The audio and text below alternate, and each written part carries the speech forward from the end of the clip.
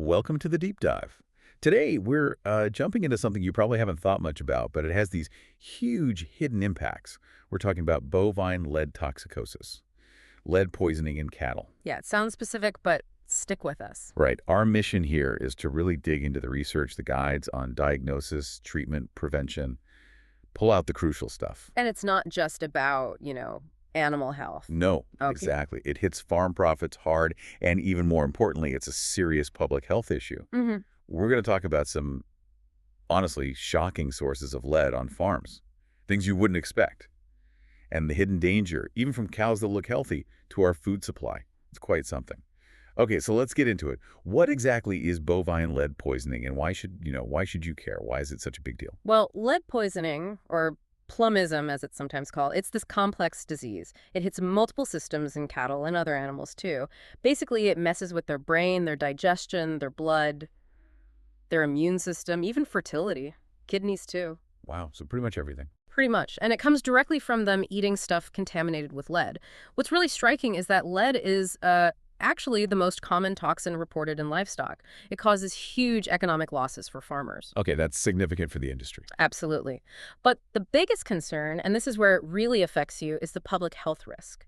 It's significant. Yeah. Regulatory bodies all over the world are really focused on keeping lead-contaminated meat and milk out of the human food chain. Right, you'd hope so. Yeah, and the levels are tiny. In many places, if a food animal has blood lead over, say, zero point zero 0.05 to zero point 0.10 parts per million, it has to be reported. It's serious. Or low. Very low. And milk standards are even stricter, like zero point zero 0.02 to zero point zero 0.04 ppm.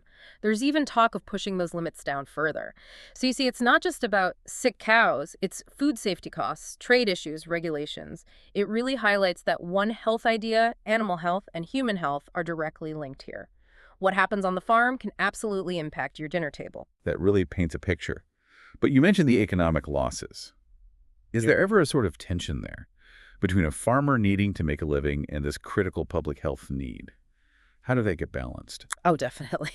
It's a constant balancing act. Farmers are under huge pressure, and finding lead poisoning on their farm can be, well, devastating financially. You've got the immediate loss of animals, the cost of testing, maybe quarantines, and then you can't sell the milk or meat. Right. But the regulatory bodies, their job is public safety first.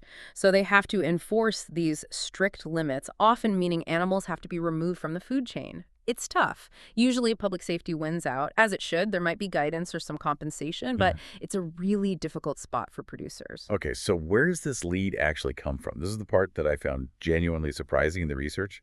How does it get onto farms so easily? It's often hiding in plain sight, really. The main way is cattle grazing on pasture that's somehow contaminated. And young calves, they're particularly vulnerable. They're naturally curious, and weirdly enough, lead compounds apparently taste kind of sweet to them. They're drawn to it. No kidding. Yeah. And the number one source, believe it or not, discarded lead-acid batteries. Like car batteries. Exactly. Old car batteries, batteries from tractors or other farm machinery. They get left out, maybe freeze and thaw over winter, crack open. And the lead plates inside get exposed. Cattle will literally lick them or chew on them. Wow. Where would you typically find those? Around old vehicles, junk piles, abandoned sheds, maybe near old dump sites on the property, even just tossed along a fence line sometimes. Okay, so batteries are a big one. What else? Lead-based paint is another major one, especially on older farms, buildings painted before, say, the 1950s. The paint flakes off, gets into the soil or feed. Even the ash from burning old painted wood can be dangerous. Right, I've heard about that risk in old houses too. Same principle. Then you have other waste. Discarded engine oil, old plumbing bits with lead solder, lead shot from hunting, machinery grease, even old linoleum flooring can contain lead. It's just stuff that might be lying around an old farm. Exactly. And sometimes feed itself gets contaminated. Silage, for example, if it Right. picks up lead shot or grease, or bits of old caulking when it's harvested, even lead from joints and old pipelines. And of course, soil or water can be contaminated, either from historical pollution or natural sources. So it sounds like sometimes they might seek it out almost. You mentioned that pica earlier, like if they're missing something in their diet. That's definitely a factor. Pica, that sort of depraved appetite, can make them eat things they normally wouldn't. If they're low on minerals like phosphorus or just plain hungry, they might start chewing on bones or wood or, unfortunately, lead sources. And drought makes it worse. Yeah, less grass means they're more likely to root around and find these hazardous things that might otherwise be covered. It's pretty chilling how common items turn into hazards. Yeah. Okay, so the cow eats the lead. What happens inside? How does it cause such widespread damage? Right, so once it's ingested, the lead gets absorbed into the bloodstream. It travels around the body, first hitting soft tissues like the liver and kidneys and the brain. Then over time, a lot of it ends up stored in the bones. Bone becomes this long-term reservoir. Like it's locked away. Sort of, but it can come back out. And for cows, there's a unique aspect. Because they're ruminants, if they swallow solid lead pieces, like bits of battery plate, those pieces can actually get lodged in the reticulum, one of their stomach compartments. Oh, wow. Yeah, and they just sit there, slowly dissolving and releasing lead continuously into the system. It's like a constant internal poisoning source. That's awful. It is, and lead sticks around for a long time. The half-life in blood is usually over 9 weeks. And here's another critical point, especially for public health. Lead stored in bones can get mobilized, re-released back into the blood during times of stress, like late pregnancy or when the cow is producing milk. Ah, so that's why milk can be contaminated for so long. Exactly. A cow can shed lead in her milk for months, maybe even years after the initial exposure, creating this ongoing risk. That really drives home that One Health connection again. So what's happening right down at the cellular level? Why is lead so toxic? Fundamentally, lead just interferes with all sorts of crucial cellular machinery. It's particularly nasty to enzymes that contain sulfur, and it disrupts the body's antioxidant defenses. Yeah. But its main target seems to be the mitochondria. The cell's power plants, right? Exactly. Lead basically sabotages them. It messes up energy production and causes massive oxidative stress. Think of it like cellular rust. This damage happens in cells all over the body. Beyond that, it also interferes with calcium and phosphorus metabolism, damages tiny blood vessels, which restricts oxygen flow to organs, messes with hormones, damages DNA, suppresses the immune system. It's just hitting everything. Pretty much. That's why the symptoms are so incredibly varied. It's attacking the body on multiple fronts at a very basic level. Okay, that makes sense why it's so hard to pin down. So with all that going on inside, what do farmers or vets actually see? What are the clinical signs? It really varies, depending on the dose and how long they've been exposed. We usually talk about acute, subacute, and chronic forms. Acute lead poisoning is often sudden and dramatic. Sadly, sometimes the first sign is just finding a dead animal. It can kill within 12 to 72 hours. That fast? Yeah. If you see them before that, the key sign is usually severe neurological problems, brain issues. They might seem depressed, isolated, but then suddenly become super sensitive to touch or sound. A classic sign is blindness, but their eyes look totally normal. Oh, interesting. Yeah, they might press their head against walls, wander aimlessly, circle. You might see twitching eyelids or ears, teeth grinding, muscle tremors. Sometimes they become really agitated, bellowing, staggering, bumping into things. Convulsions are common and often severe. Sounds terrifying. It is. Then you have subacute and chronic forms, which are much more subtle, easier to miss. Subacute might just look like loss of appetite. Their stomach stops working well, maybe some colic, dullness, sometimes constipation followed by diarrhea. Neurological signs can develop later. Chronic is often just like progressive wasting away, poor appetite, anemia that doesn't respond to treatment, maybe constipation. Long-term, you can see other issues too, like pneumonia if they have trouble swallowing, fertility problems, weird teeth issues in young animals, even subtle lameness in adults. That list is, wow. It covers so much ground. Given how varied it is and how symptoms could mimic other diseases, are there specific signs or maybe a combination that really screams lead poisoning to a vet? That's a great point That's because, like- yeah, a lot of those signs are non-specific, but certain things do raise the index of suspicion. Go on. That acute blindness with apparently normal eyes, especially combined with the hyperexcitability or the head pressing, that's highly suggestive. Right. And if the vet learns the animals could have gotten into old batteries or near old painted buildings, that history is crucial. The context matters. Hugely. But even with strong suspicion, you absolutely need lab tests for confirmation. You can't rely on signs alone. Right, so the lab work is the key, especially for protecting the public health side. Okay, so let's say it is confirmed. What can actually be done? What are the treatment options? And why is it so complicated, especially for food animals? Yeah, this is where it gets really difficult. Connecting back to that bigger picture, Treatment in food-producing animals is, frankly, often unrewarding and generally discouraged. Yes, discouraged. Why? Primarily because of the public health risks and the economics. But let's talk about what can be done first. If an animal is acutely sick, the absolute first step is remove the source of lead. Get them away from it immediately.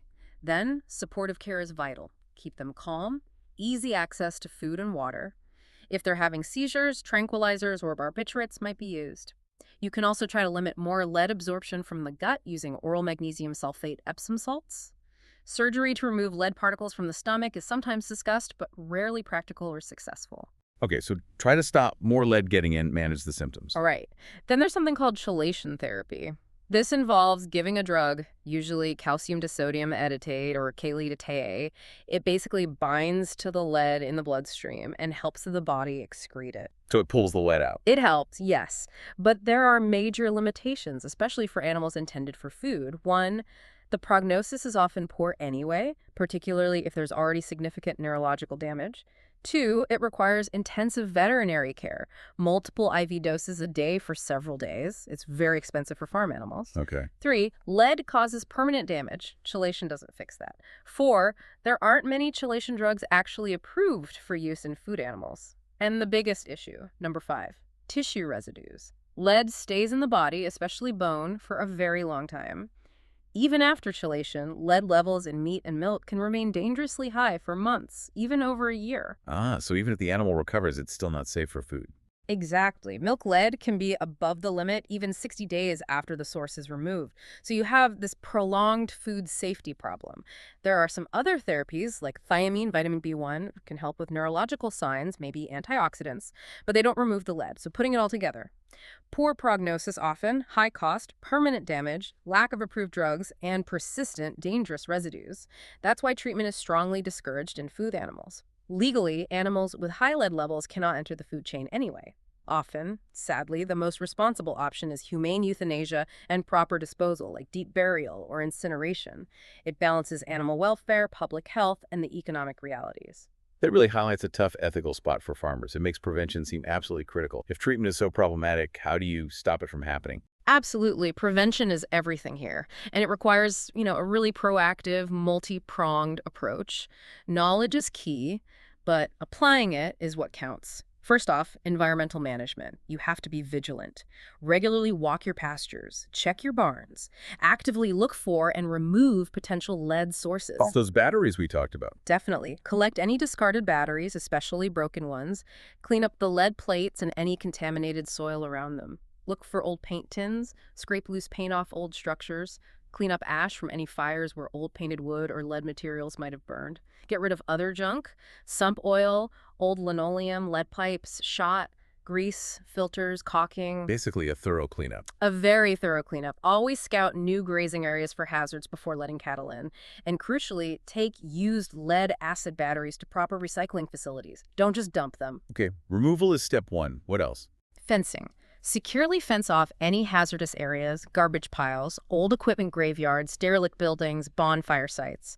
Keep cattle away. Even make sure electric fence batteries are secured so they can't be chewed on. Containment. Right. Then, pasture management. Try to minimize how much soil the cattle ingest. Avoid grazing really wet, muddy ground where they might eat more dirt. Don't overgraze, keep a good grass cover. Fence off bare patches. If you make silage, flatten molehills first, and set your harvesting equipment so it doesn't scoop up too much soil. Smart grazing practices. Exactly. Then there's herd management. If you do get a case of lead poisoning confirmed in one animal, you absolutely must test the blood lead levels of the entire group that might have been exposed. Even if they look fine. Especially if they look fine. Remember those asymptomatic carriers? Periodic testing might be needed. Also, manage nutrition to reduce that pica risk. Ensure they have adequate minerals, especially phosphorus, maybe protein supplements, to discourage them from eating weird things.